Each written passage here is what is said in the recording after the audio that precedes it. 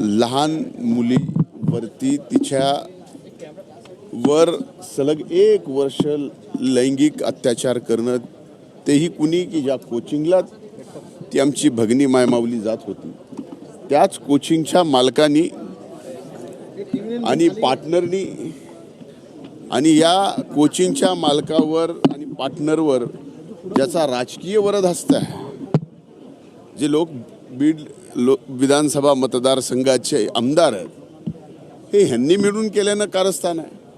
ज्या वेळेस हे पहिलं प्रकरण पुढे आलं त्यावेळेस अनेक पीडित कुटुंबातून, आमचं नाव कुठेही पुढे येऊ देऊ नका, पण आम्ही सुद्धा यातले पीडित आहोत, अशा पद्धतीनं अक्षरशः हुंदके देऊन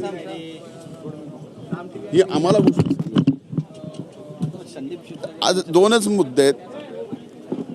जे घर संदीप क्षीरसागर आज राहतात त्या घराचा मालक कोण आहे हे आपण शोधून काढावं. शेवटी आपण पण स्वतः जर्नलिस्ट आहात, शोधपत्रिका थोडीशी व्हायला पाहिजे.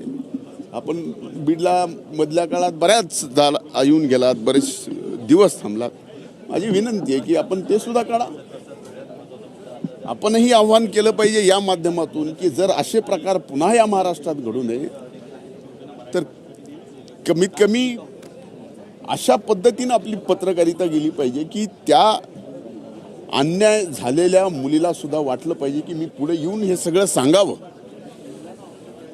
आज यांना इतकी भीती आहे की आम्ही जर सांगितलं तर पूर्ण आमचं घर उद्ध्वस्त होईल. मी आज जबाबदारीपूर्वक सांगतो, ती जी मुलगी आहे जिच्यावर लैंगिक अत्याचार झाले,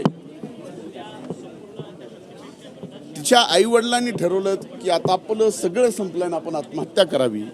आणि हे मुलीने ज्यावेळेस ऐकलं त्यावेळेस ती मुलगी पोलीस स्टेशनला येऊन हे सगळं सांगितलं. आता 3 दिवसापूर्वी त्या मुलीने हे सांगितलं नसतं काय झालंय, तर हे तिघेही आपल्याला आता या जगात दिसले नसते. पोलीस सुद्धा एक बाजू म्हणते की आम्ही अतिशय व्यवस्थितपणानं तपास करू. पोलिसांनी सुद्धा पास्को सारख्या केसमध्ये 2 दिवसाची PCR मागावी आणि कोर्टाने 2 दिवसाची PCR द्यावी. माननीय कोर्टाला काही अधिकार आहे, पण पास्को सारख्या केसमध्ये 2 दिवसाची PCR. जी मुलगी रडून रडून सांगते की माझ्यावर एवढे अत्याचार झाले, थांबत नाही सांगताना एवढे अत्याचार तिच्यावरती झालेत. आणि आपण माध्यम म्हणून माझी विनंती आहे, आपल्या माध्यमातून मी आज आपल्यालाही विनंती करतोय की ज्या बीडच्या मुलींवर लैंगिक अत्याचार कोचिंग क्लासेसमध्ये झालेत त्यांना न्याय मिळेपर्यंत तो लढा आपला सुद्धा आहे असं समजून आता लढावं लागेल. 1 मिनिट, संदीप क्षीरसागर किंवा बीडचा लोकप्रतिनिधी या प्रकरणापासून लांब राहूच शकत नाही, हे मी जबाबदारीपूर्वक बोलतो. राहुलजी, आपण मला अनेक वर्षापासून मला ओळखता. या प्रकरणात सुद्धा यांचे स्पॉन्सरर सुद्धा यांच्या प्रत्येक कार्यक्रमाचे, आता हा मेन आरोपी तिथल्या सार्वजनिक शिवजयंती महोत्सवाचा अध्यक्ष कोण? तुम्ही हे जा ना, इथं मला विचारता, इथं मला मी ज्या पद्धतीनं सांगतोय हे तुम्ही तिथं जाऊन सुद्धा केलं पाहिजे. 1 मिनिट, त्यांचा सहभाग आहेच. क्षीरसागरांचा दबाव आहे का पोलिसांवरती?